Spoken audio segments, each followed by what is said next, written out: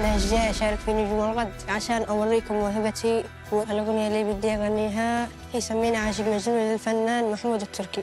العرب الكثير حاول تخففها، ضروري موضوع العرب بالذات اللي تكلمنا عنه كثير.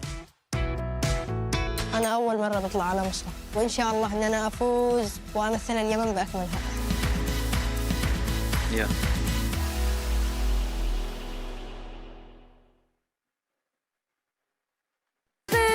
الدنيا تظلم، الدنيا تظلم، مجنون أنا بيك، مجنون على عبر حد الشوق واقدر أنا عبر، قلبي ما يسعى غيرك بس انت، ما يدق لغيرك لا بس انت دقيت. الله. ايش اسمك يا حبيبي؟ بشار، اسمي بشار محمد.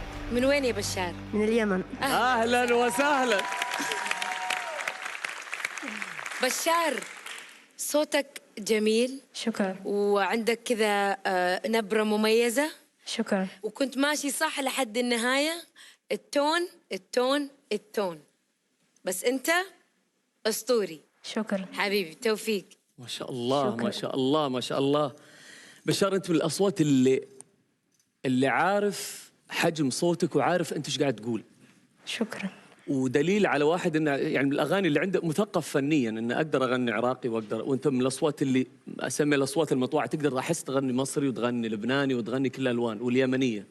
فالف خليني مبروك. سمعنا شيء يمني. تعال سمعنا شيء يمني حقنا. يلا. يمني. إيه. أجيب لأبو بكر. الله اكبر، يا ريت. على عينك وعين الحاسد الواشي معاك، يا عيني. وعلى عينك أيوة. أيوة على عينك، أيوة على عينك، أيوة على عينك. الله. أنا ما زلت من فوق الثريا والسماء، ولا رفك وينك وينك، ولا رفك وينك. طبعا. الله الله الله. الله يحميك، الله يحميك. ايه رايك يا كارمن؟ صوتك عنده شخصية جدا. شكرا. انت خطير. مبروك، انت معانا وان شاء الله يعني نشوفك كده في الحلقات الجاية وتلعلع علينا. مبروك مبروك يا حبيبي، نشوفك كده. بشار. مبروك يا حبيبي. ألف مبروك يا بشار، طلعت فنان والله ما انت سهل. شوف الوالد، شوف احضن اضم. رفعت راس ابوك يا حبيبي. عندك كلمه له؟ لكن ما رفع راسي ويستاهل بشار،